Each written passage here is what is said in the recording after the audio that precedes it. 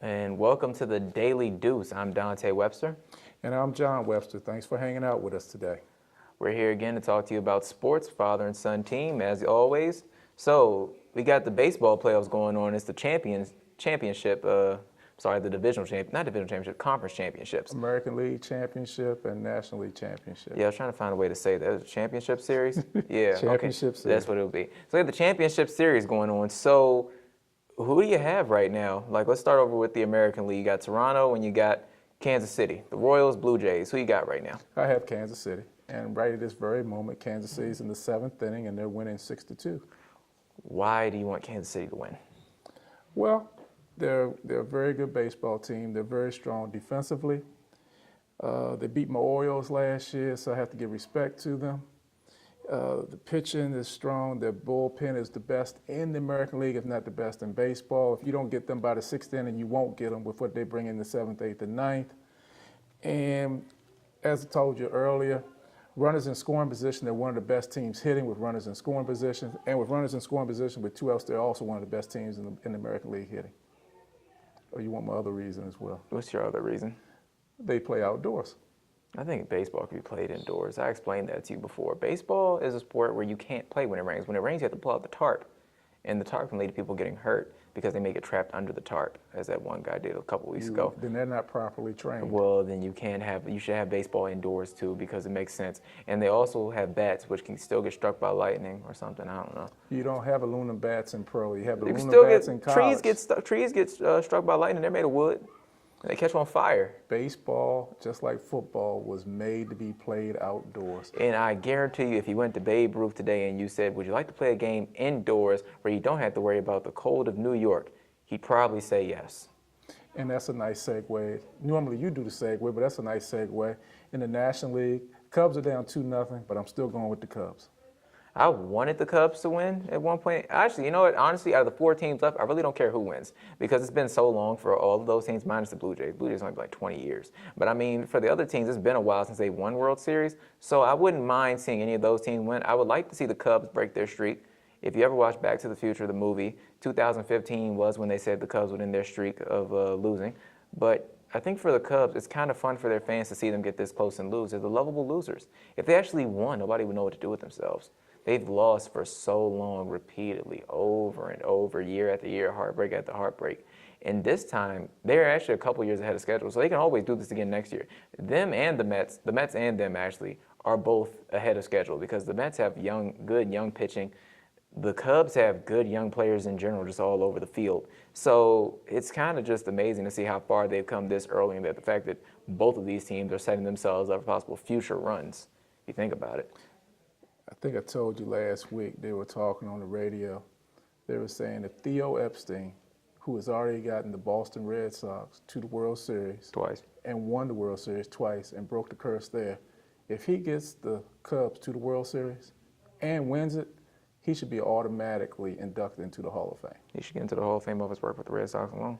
Yeah. But yeah, I mean, I guess without the 5-year wait. Without a 5-year wait. Oh, you mean automatically just put him in tomorrow? Oh my goodness, yes. It won't happen, but that's what they should do. That's a good way of looking at it. It's pretty, yeah, because it's definitely interesting. But I look at it as this: Joe Madden's done a good job with him, but Madden's never won one. He's always been the guy that gets you to the championship or gets you to the World Series. He got there one year with Philadelphia. They were in the World Series. Remember, they had to stop the game because of the rain and the cold weather. They lost. Played Philadelphia. I remember that. Yeah, they didn't win but the Joe World Series. Madden's a really good manager. He's a good guy, and he has a really good team around him. I mean, they're playing really well right now. The kid on third base, Bryant, is definitely a star for the future. I mean, he's a really good player. Jake Arrieta is having a career season. Who he used to play for?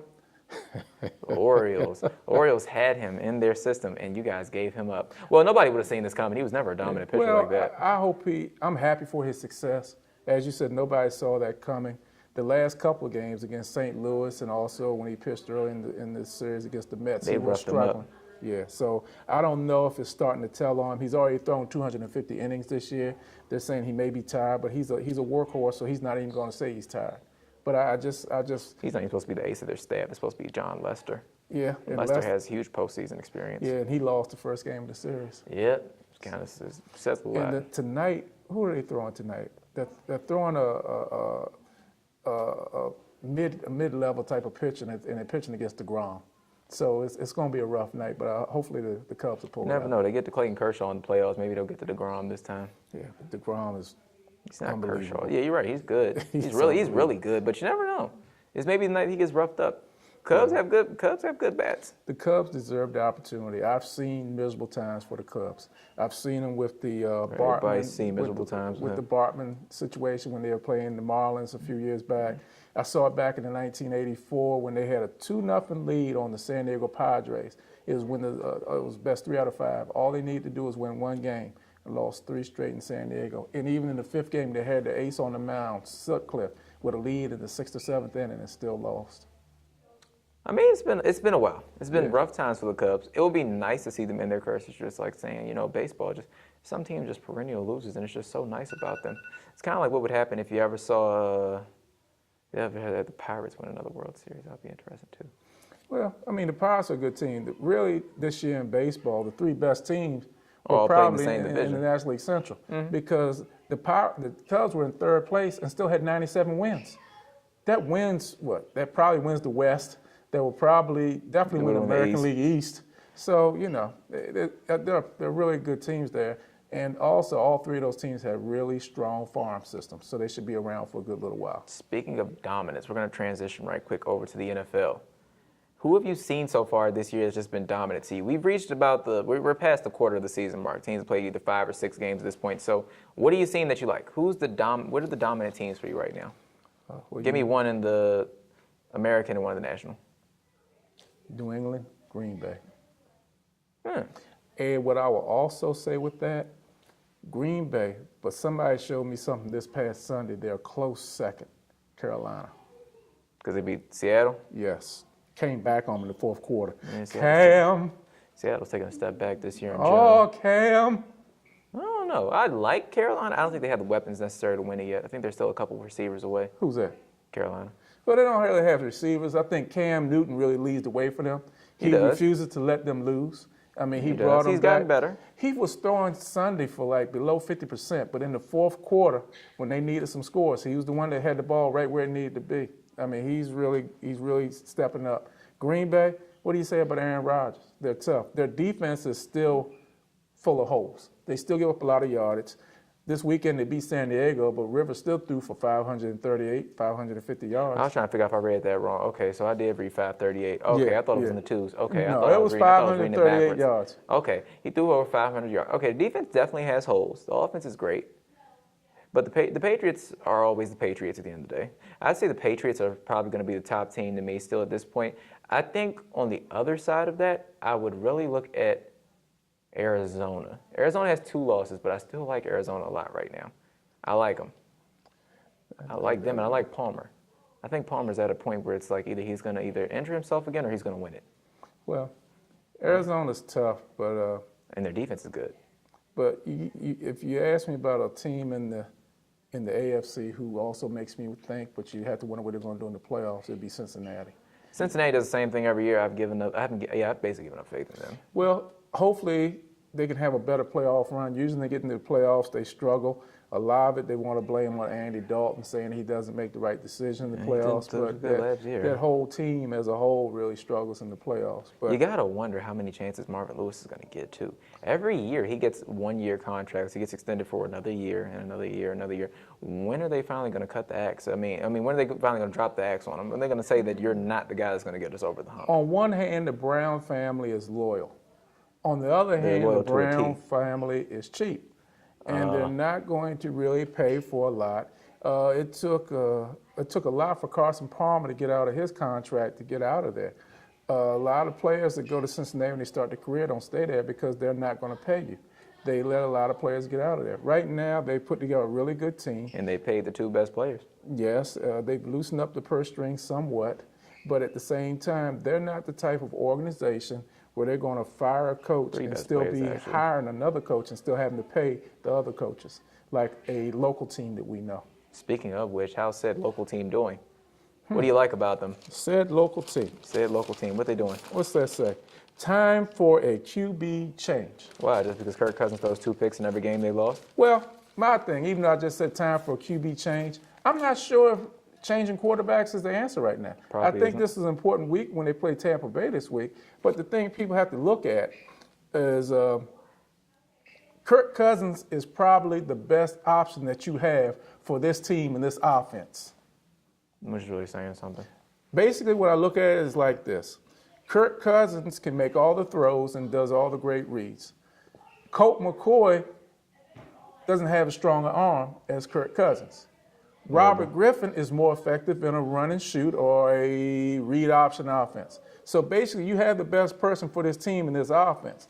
Now, does that mean he is the best quarterback or one of the better quarterbacks in the league? Probably not. Not at But all. right now, for this, he's probably the best one. Now, if they go and They're lose gonna to Tampa continue to Bay lose. this week, if they lose to Tampa Bay this week, then you're probably going to have to look at making some adjustments.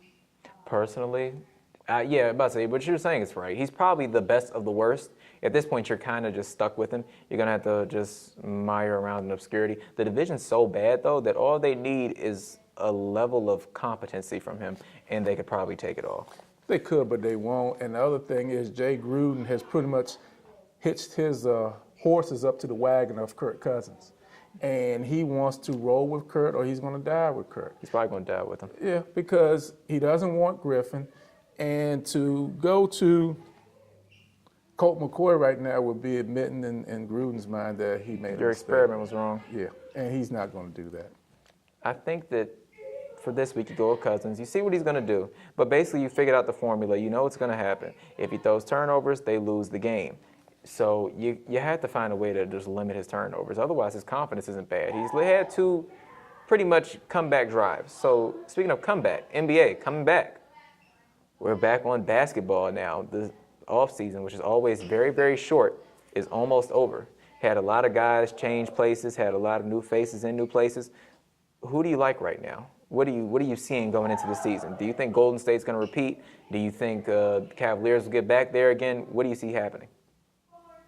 First question, no. Second question, yes. Out west, I think the West will still be a very competitive conference. Still be better than the East by far. Yeah, but I think my old school guys are going to come back this year, Don. Spurs. Spurs are coming back. They added Aldridge to the mix this year. He's going to be a nice segue as you begin to see Tim Duncan start to really seriously think about retirement. I think the rest of the pieces are there. They're going to be really good. They got a first-round game last year that was really, really tough when they had to play the Clippers. That was really, really a tough game for a first-round playoff. In the East, Cleveland, I think, is going to still be the dominant team in the East. I think Chicago Depends on wants how to make some moves, but Rose is injured again. You don't know how he's going to respond to the injury. He has been injured quite a bit. I think they have a good team, but I still think Cleveland is the best. I would love to see the the Wizards do some things. I just don't know if they have enough to make some things happen. They have John Wall and Bradley Beal coming back. I'm not sure about the move to sign Jared Dudley. He just had back surgery. He's healing from that. They say he's coming along nicely, but why would you sign somebody as a free agent in the offseason they're going to have back surgery? I just don't understand that. For what you can get out of him, he's still a decent shooter. For me, I think in the West, Golden State has a better chance of repeating than you think they do because they still have probably the best roster top to bottom of any team in the West. At this point, top to bottom is probably their roster. Even after you lose David Lee, you're still very, very stacked right now. I think after that, Oklahoma City comes back this year with a vengeance. People are always counting them out. Oklahoma City and probably the Clippers for me. Surprisingly, I don't think they've had a lot of blunders, but this time I think they may be able to go. I think those are going to end up being your top 3 teams in the West. Out East, I like the guys you said. I like Cleveland. I think the team that can end up surprisingly maybe giving them a little bit of run for their money, Miami. Miami with a full season, with a full roster that they have, and they have some good guys on their roster at this point. Chris Bosh, Goran Dragic, Dwayne Wade, Hassan Whiteside came on really strong last year at center. I think Miami has they're not really under the radar at this point because everybody can see that with the pieces they've established, you've put together a formidable squad. I'm not going to say they could beat the Cavaliers, but I definitely think they can get into the playoffs, and if they get in, they'll be a little bit higher than they'll be a top 5 seed. Atlanta, I think, is I don't know. I don't know what's going to happen with Atlanta. see them sneaking up like they did last year. I don't think they'll be the same 60-win club that they were last year. This year, I think they take a step back. They regress some. I think Cleveland basically shellacked them pretty good in the playoffs and let everybody know that they're good, but even Washington would have beat Atlanta last year if John Wall played the whole series, in my opinion. And they are a poor man's version of San Antonio. Well, I mean, Budenholzer is a very good coach. And he's part of the San Antonio system. He was. Does a good job, but I agree with you. If Wall plays the whole series, they wouldn't even got as far as they did. No. They almost lost to the Brooklyn Nets in the first series. Yeah, and I think Cleveland really has, hands down, the best team in the East. I just don't see them. They're going to have to still come out and play. Everybody's going to treat it like a championship game. But I just don't see them not be either first or second in the Eastern. Kevin Love's already back playing. Let that be known. Huh? Kevin Love's already back. With Cleveland? Mm-hmm. Played in the preseason game. Well, I think that's good. I think he'll have a better season this year. I think he'll fit in better. Also, you have struggles right now with Tristan Thompson, so this may not get signed. Yeah, and this makes it better for Kevin Love to get in, and I think LeBron Wade did something for Kevin Love's confidence. He stepped up and wanted Kevin Love re-signed, and I think that's an important piece. Also, last year with Kevin Love being out and the kid that played guard, what's the kid's name that plays guard? Kyrie Irving. He may not be back until the middle of the season, though. Yeah, so that hurt them, and LeBron had to carry that team in the playoffs and almost won almost pulled it off. Yes, he did. Yes, unbelievable. Varejão's back too. You lost him after probably like 10 games last year. Varejão's back. They have a very good roster now. Yeah, they're going to be you tough. brought in some good guys like you brought in Mo Williams, who proved last year he can still score when he wants to, and he's been there. Yeah, he's been around LeBron before. Richard Jefferson, even for a veteran, isn't a bad player to bring in. You bring in more veteran leadership because last year you get all the way there and you had a bunch of guys who've never done it before. Now you're bringing in some veterans to get around them. Hopefully they can, score a little bit, take the load off LeBron James. So I think in the East, I'm not saying it'll definitely be Cleveland, but I think Cleveland is going to be a hard battle for anybody to knock them out. The West, I really think the Warriors, the Thunder, and the Clippers. The Warriors, the Thunder, and the Clippers. Those are the three teams I like in the West. The Spurs, I mean, the Spurs are always going to be good, but I don't know about that transition Warriors, just yet. Thunders, and Clippers. That's what I think. At least one of them could beat the Spurs. I think definitely the Warriors could beat the Spurs. You see, the thing that the Warriors had last year, I don't know if they can do it again this year. They had very few loss of minutes due to injury. I don't know if they can do that again. That could be a problem. Yeah, you're right, though. But, hey, this has been the Daily Deuce. We've been bringing you the best in sports, basketball, baseball, football. You name a sport, we've talked about it. Getting ready for the NBA season and continuing to enjoy the MLB playoffs as well as the NFL season. Anything you want to throw in there? Thanks for tuning in with us. We look to see you again real soon.